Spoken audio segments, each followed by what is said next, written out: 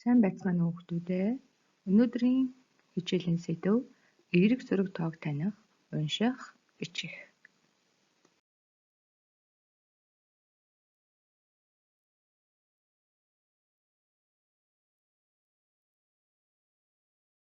Цагийн зөв эргэлцээр хавар, намар, өвөл, зун, эргэх дөрвөн улирал ээлжилсээр. Хүүхдүүд бид зуны улирал дуртай. Гадаад улаан учир нэмгэн хуцаа өмсдөг.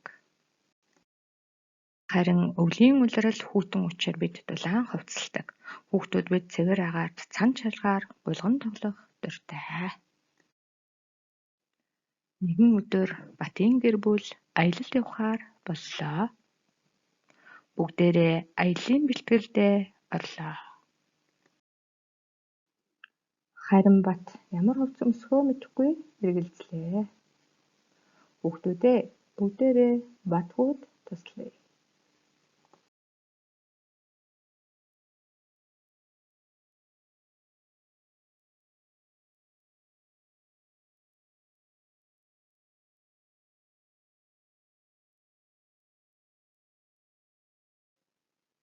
Цаг агаарын мэдээ.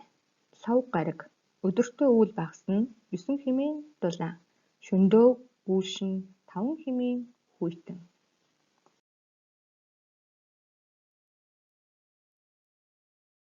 Бат цаг агаарын мэдээг сонсоод дулаан хүйтэн байдгийг яаж мэддэг юм болоо гэж гайхлаа.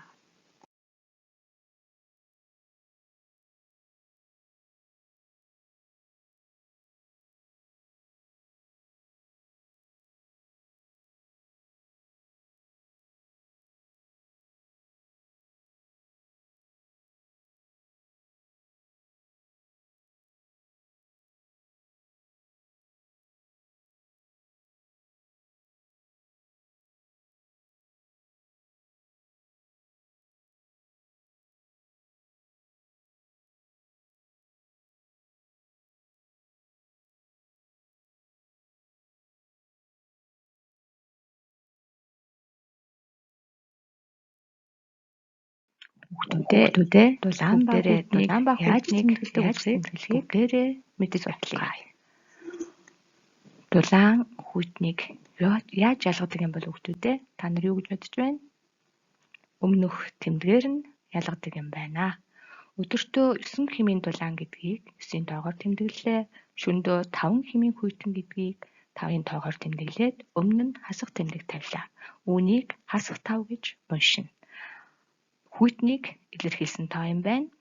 Хүйтэн хэмээг илэрхийлсэн тоог сөрөг тоо, дулаан хэмээг илэрхийлсэн тоог эерэг тоо гэж нэрлэдэг юм байна. Температур буюу агаарын хэмээг термометр гэдэг багжаар хэмждэг юм байна. Термометрээр агаарын хэмээг хэмжихээс гадна биеийн халууныг хэмжиж болдог юм байна.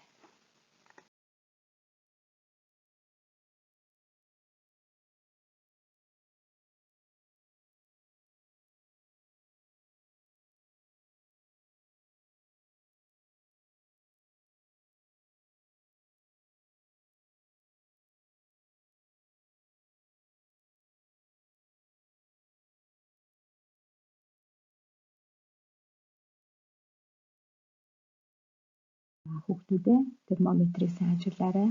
Термометр дээрх заалтыг, хуваарийг бас сайн ажиглана шүү. Хуваар дулаан тэмдэг утсан хуваарийг ажиглаарай. 15 гэсэн хэмээг зааж байна. 15 маань тэгээс дээр байна. Тэгвэл термометрийн заалтан дээр тэгээс дээш байгааг дулаан, тэгээс доош хүйтнийг тэмдэглэдэг юм байна.